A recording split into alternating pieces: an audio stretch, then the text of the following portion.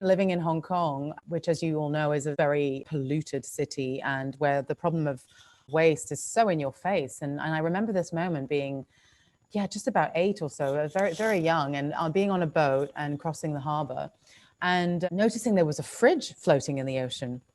And the boat actually had to sort of maneuver to avoid the fridge, and actually all this onslaught of sort of household appliances that had been thrown into the ocean.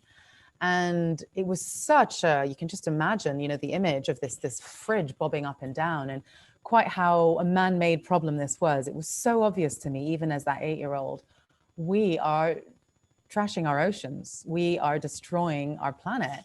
And it was so clearly a man-made problem. I thought, well, there must be a solution that we can come up with as well. And the architect of the building that we are located in, the Trellick Tower, was called Arno Goldfinger. So he was a Hungarian-born architect who became, after his death, very famous for this very iconic brutalist style. It's this giant 31-story, very brutalist concrete block. And it's very, very love or hate. A lot of people really despise it because it's so big, it's so sort of concrete. Before he built this tower, he actually used to live in Hampstead. He built a house very similar to that in Hampstead. Very beautiful tree-lined streets, Victorian houses. And the neighbors were just completely devastated that he made this concrete block house. And one of these neighbors was actually Ian Fleming, who already had a bit of a thing, in it for this Arno Goldfinger. They were not the best of friends. They used to play in the same golf club. They had a lot of similar friends. And so Ian Fleming, the author of the James Bond books, decided to call the baddie in his book Goldfinger. He thought that was a really fitting revenge. That's so funny. This is all a true story. It was recounted in one of his biographies. And Goldfinger tried to take him to court. In the end, they ended up settling, and the settlement was a signed copy of the book. There's so much symbolism there in terms of, transforming. So we say, the material we touch, we turn to gold.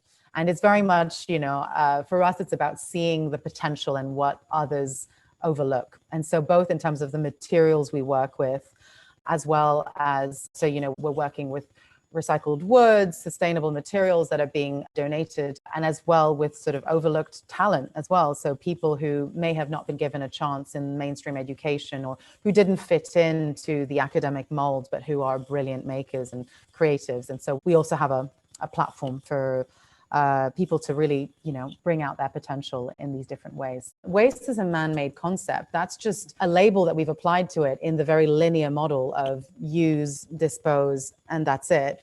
Whereas if you look at nature, waste doesn't exist. It's a cycle. Yep. And so this is where the idea of the circular economy comes from. You put something in the ground and it comes back up as something else, Nothing should have one life and just go down the chain. So I like to say that waste is just a resource in the wrong hands.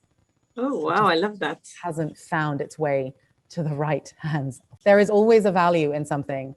It's just that sadly, it's often cheaper to dispose of something than to find a new home for it. With climate action, we use as much reclaimed material as possible instead of using virgin material. And there is a much, much lower carbon emission, basically, for reusing reclaimed wood. Reusing 1 ton of wood emits about 38 kilos of CO2 compared to 312 kilos per ton of wood from virgin origins. And we also save emissions from, that it would cost to process the waste in landfill as well, because that's not even taking that into account. Our Goldfinger Kitchen, we call our People's Kitchen, was a monthly community feast, basically where we invited the local community to come and have a free meal. And we would cook it from surplus food that we would collect from local markets. So you can see the theme running through. It's all about seeing the potential in material that others are not valuing for whatever reason. And we would cook this lovely meal, and about 50 or 60 people would come, and we would all sit around this big table. We would turn the restaurant into one giant table that everyone would sit. Like the big Italian family. Exactly that. And, sometimes some live musicians, donate their time and all of that. And so really lovely. Most of the attendees are very much low income, slightly, elderly people. And so COVID hit last year. Yeah. And we had to cancel, obviously. realizing, we can't put these elderly people at risk. But very quickly on, we realized that actually this service, which at the time was a meal, so it was food, but it was also social. And we knew that a lot of the people came because of the social contact, because of the meeting their neighbors. A lot of them live alone, and it was their one meal, their one fun event of the month where they got a restaurant quality meal, and everybody was just communing over this food.